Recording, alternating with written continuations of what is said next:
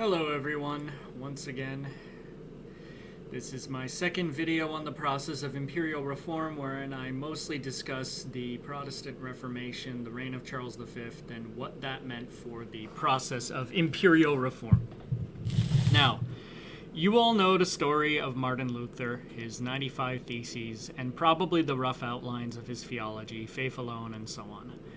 Now, after putting forward his 95 Theses in 1517, Luther's ideas, thanks to the new technology of the printing press, the poor education of the Catholic clergy, doubts about papal authority, and widespread religious confusion and dissatisfaction, and many other factors, his ideas became very popular throughout Germany, especially among the middle classes in the Free Cities. To many people, it was not clear that he was obviously heretical, and it was believed that a church council would eventually be called in which they would be vindicated. This council would never come. Now, Charles V, who was ruler of Spain, Austria, the Netherlands, much of Italy, and the county of Burgundy, was elected unanimously by the electors in 1519. They had wanted a German candidate, and so he went out against his primary opponent, Francis I of France. Now, the next year, the Pope issued the papal bull Exsurge Domine, condemning Luther as a heretic, and in 1521, Charles V had him condemned at the Diet of Worms when he refused to recant, and though he was promised safe passage for a time, his execution was ordered, his books were banned, and it was ordered that the princes cooperate in suppressing these new ideas wherever they might be found. But Frederick, the Elector of Saxony, kidnapped him and brought him under his protection. Luther would continue to write for the rest of his days, and his popularity grew. Unfortunately, perhaps, or perhaps fortunately, depending on your perspective. Now, many things can be said about Luther's theology, which are no doubt important, but my focus here is the process of imperial reform and the political and administrative background which underpinned the Reformation. As I've explained in my previous video, the process of territorialization, by which princes consolidated their scattered holdings into unified jurisdictions exclusive of other states, was far from complete in this period, and princes and cities were eager to increase their own power and consolidate their holdings. Now, a major bone of contention, well before the Reformation, was the overlapping jurisdictions of prince-bishops and secular princes. Prince-bishops had authority not only over their principality, but a certain degree of authority over all the churches of their dioceses, which overlapped and penetrated the jurisdictions of secular princes, giving them tremendous leverage in their territories. Beginning with the 1448 Concordat of Vienna between the Pope and the Emperor Frederick III, many of the non-princely bishoprics and religious houses of the empire were formally put under the authority of certain secular princes, such as the Archduke of Austria gaining authority over the Bishop of Vienna, and these were incorporated into their territories as part of a broader movement towards centralization throughout Europe. See the Pragmatic Sanction of Bourges in France. In the face of a resurgent emperor, the princes were eager to resolve this question of overlapping jurisdictions in their own favor, denying the emperor leverage in their territory through his patronage of the imperial church as a whole. Now, another bone of contention was the perception that the German church did not serve the German people and simply funneled their money to Rome. Outside of those bishoprics and religious houses, which had been subordinated to princely authority by the Concordat of Vienna, the very same Concordat guaranteed the German church a degree of independence far beyond that of any other realm in Europe.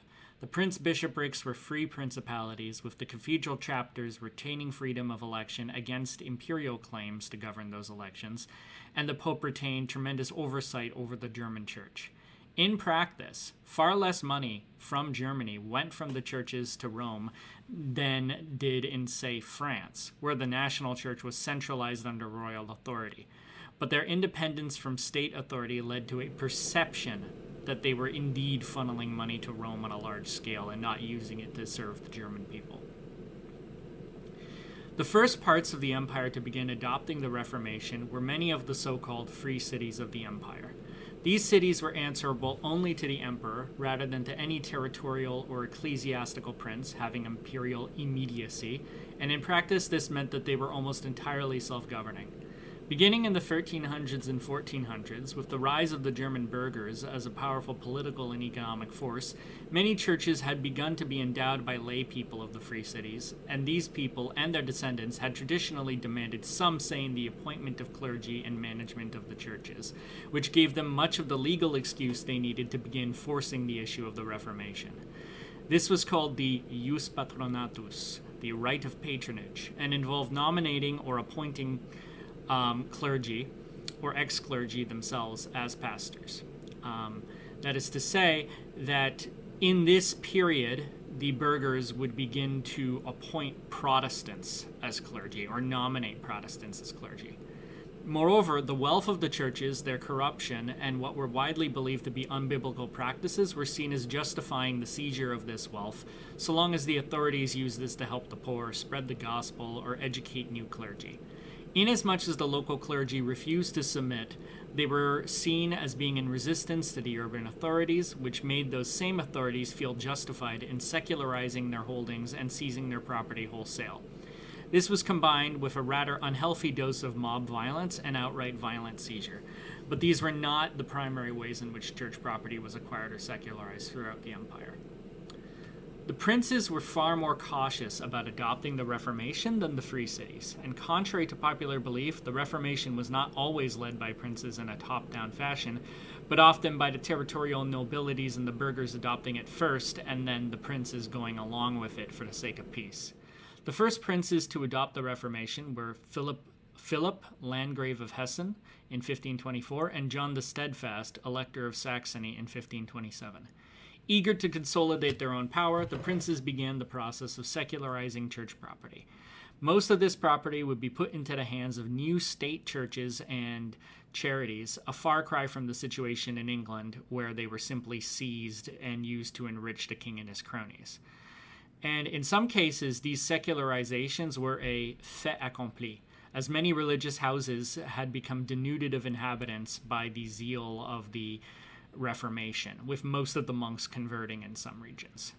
Much as with free cities, hostile takeovers and mob violence did occur. Now, repeated imperial diets had reaffirmed the Edict of Worms and its call to suppress the new religion. But in practice, the princes were afraid to do so, for fear of a popular backlash on the scale of the Hussite Wars in the 1400s, which had basically ousted royal and imperial authority from Bohemia for decades. Indeed, 1524 to 1525 saw a large-scale peasant revolt known as the Peasants' War, which was driven largely by economic considerations but was emboldened by the evangelical faith. This ultimately deserves its own video, but this rebellion was absolutely massive in scale and threatened numerous principalities throughout Germany before being crushed. Now, by the 1526 Diet of Speyer, presided over by Emperor Charles's younger brother and regent Ferdinand while he was away fighting in Italy, the imperial estates were granted the right not to enact the Edict of Worms, temporarily. It acted as a truce of sorts until a national council could be convened to hash out all the issues. Those sympathetic to Protestantism, however, took it as their cue to double down on or embrace the Reformation, and in practice it provided precedent for the later practice of cuius regio eos religio, whose realm, his religion. At the 1529 Diet of Speyer, also presided over by Ferdinand, an attempt was made to undo the early attempts at Reformation and to reestablish Catholicism and restore church property, which led to the famous Protestation of 1529, whence Protestantism gets its name. The Diet attempted to halt any further changes to the church, as well as any further seizures or secularizations of church lands, which 6 princes and 14 representatives of the free cities protested against, saying that the measure violated their rights and their consciences. Thus, they refused to comply. It must be noted that at this point, these Protestants were still a decided minority, one which refused to yield to the overwhelming majority of the Reichstag. Now, turning to more secular matters, we discussed in my previous video how the proposed poll tax, the common penny, had failed under Emperor Maximilian due to the invasive nature of the tax and the princes being reluctant to concede the administrative capacity necessary for the emperor to collect it. Under Charles V, this would be replaced by something called the Reichsmatrikel and its financial unit, the Roman month. Established in 1521, The Reichsmatrikel, which means imperial register or matricular system of the empire, was to be a list of all the states in the empire which had imperial immediacy and so were directly under the emperor and would thus owe money or troops to the emperor. A Roman month was a specific unit indicating the amount of money and supplies needed to support 4,000 cavalry and 20,000 infantry for 1 month. The list would indicate, in rough proportion to how wealthy each state was, how much would be owed in terms of a Roman month, and the collection of the tax was then left to the princes themselves to deliver to the emperor. In theory and in practice, this quantity could be multiplied in cases of emergency. Now, in 1526, you had the Battle of Mohács, where the Ottomans defeated and killed the King of Hungary and Bohemia, Louis II, at the Battle of Mohács. His brother-in-law, Archduke Ferdinand of Austria, the younger brother of Charles V, gained the Bohemian throne and claimed the Hungarian throne by right of his wife. This strengthened the Habsburgs considerably in the eastern part of the empire, but the Hungarian throne was disputed by the voivode of Transylvania, John Zapolya, and the Ottomans themselves attempted to block Ferdinand's acquisition of the Hungarian throne by laying siege to Vienna in 1529. The system of Roman months would be tested in this period and found somewhat wanting, inasmuch as the princes were reluctant to help, both because Hungary was outside the empire and because they were wary of Charles and the Habsburgs, since he was becoming increasingly powerful, being the victor in this phase of the Italian wars against France.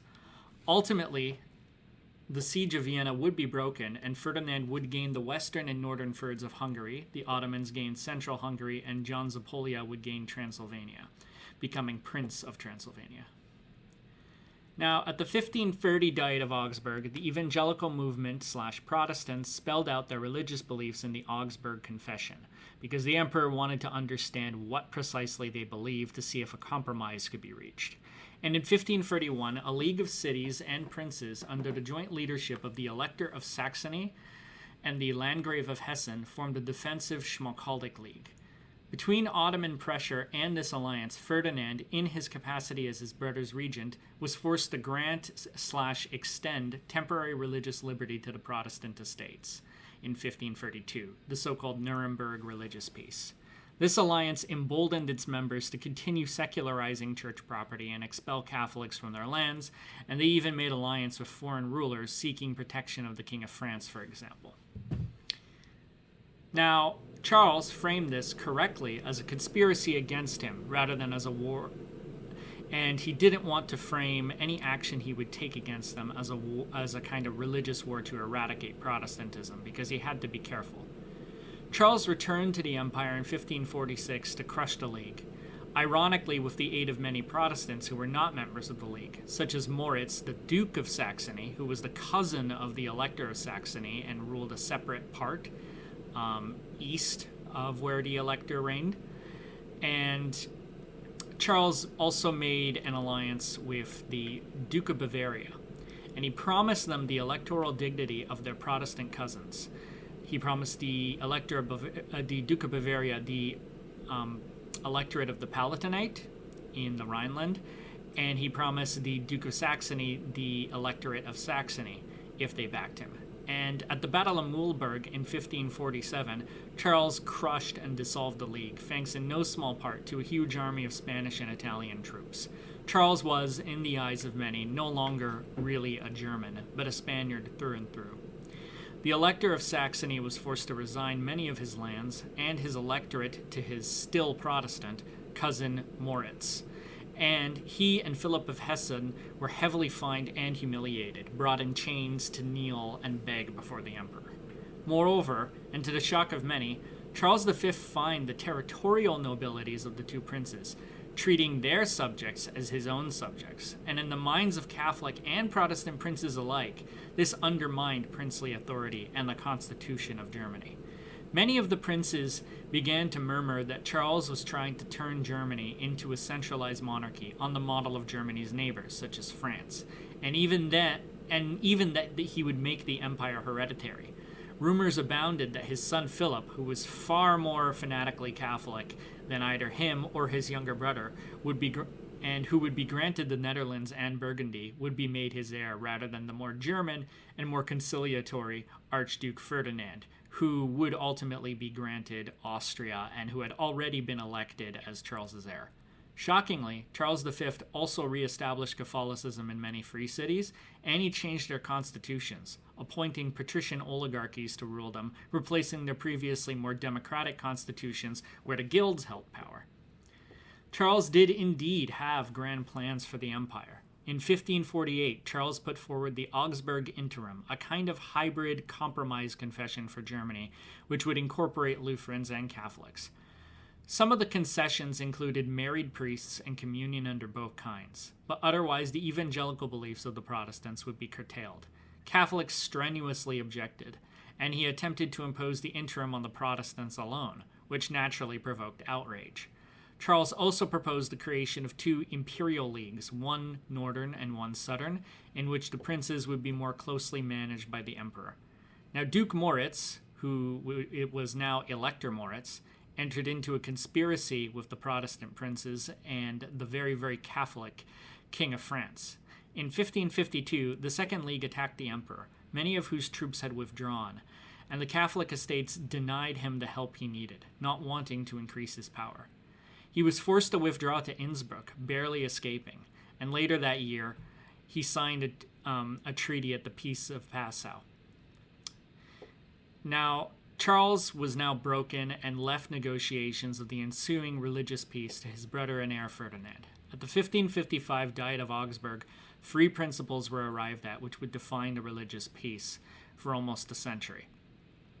The first was Cuius regio eius religio, whose realm, his religion. Whose realm, his religion. Princes would be able to decide the religion of their territory, Lutheran or Catholic. Dissenters were allowed to emigrate. Notably, however, Calvinism was excluded. The second was the ecclesiastical reservation. If a prince-bishop converted to Protestantism, he would have to abdicate his holdings and yield his seat to a Catholic. This pissed off the Protestants, who still wanted a place to shove their younger sons. And three, the Declaratio Ferdinandii. This stipulated that knights in cities who had been Protestant for a long time and who resided within ecclesiastical principalities or were tied to them in some way could maintain their religion provided it had been adopted in the 1520s. In 1558, Charles V finally abdicated and yielded the throne to his younger brother. Being much less powerful and thus seen as less of a threat, many institutions which did not function under Charles, like the tax system, would work under his reign, princes more or less gladly fulfilling their contributions to Ferdinand. The empire would mostly know peace for the next 70 years or so, a peace which we shall discuss in my next video.